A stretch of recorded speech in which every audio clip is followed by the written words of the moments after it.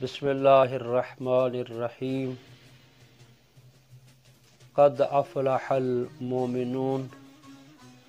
پروردگار عالم سورہ مومنون کی پہلی آیت میں ارشاد فرما رہا ہے کہ بے تحقیق کامیابی فلاح مومنوں کے لیے ہے۔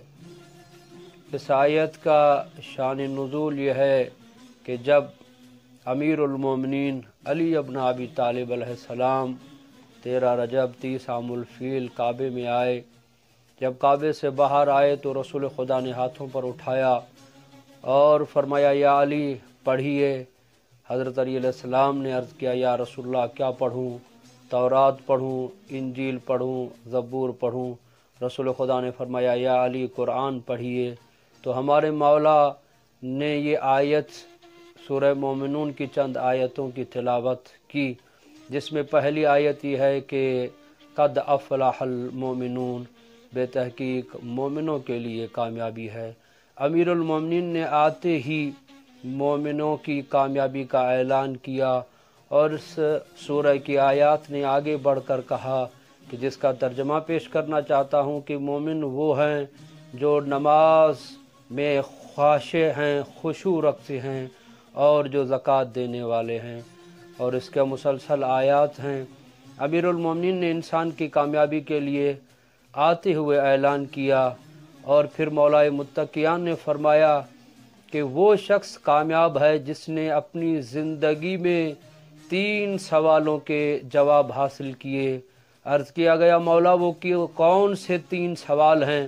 مولا مشکل کشا نے فرمایا، مولا علی ابن ابی طالب نے فرمایا وہ 3 سوال یہ ہیں کہ کہاں سے آیا ہے، انسان کہاں سے آیا ہے، کیوں آیا ہے، اور کہاں جائے گا۔ جب انسان ان 3 سوالوں پر زندگی گزارے، ان کے جوابوں میں زندگی گزارے، کہاں سے آیا ہے، ظاہراً یہ سوال کا جواب ہوگا کہ پروردگار کی طرف سے آیا ہے۔ کیوں آیا ہے؟ قرآن نے بڑھ کر کہا، فرمایا وما خلقت الجن والانس الا لیعبدون، انسانوں اور جنوں کو خلق نہیں کیا گیا مگر کہ عبادت کے لیے۔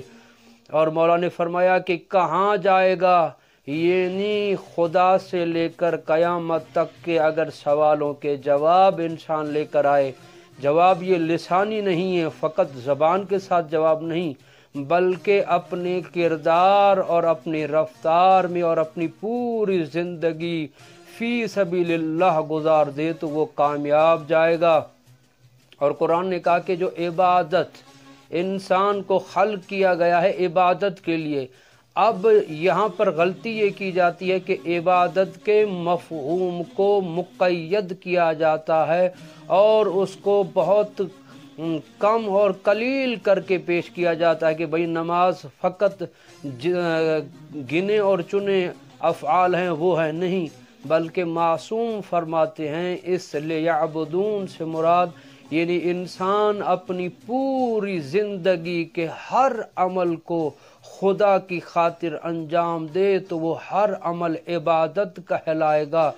تو وہ انسان جو اپنا ہر عمل فی سبیل اللہ انجام دیتا ہے، اپنے ہر عمل میں خدا کی رضا دیکھتا ہے، وہی انسان اس جہان میں بھی کامیاب ہے اور آخرت میں بھی کامیاب اٹھایا جائے گا۔ اللہم صلی علی محمد و آل محمد۔ اللہم صلی علی محمد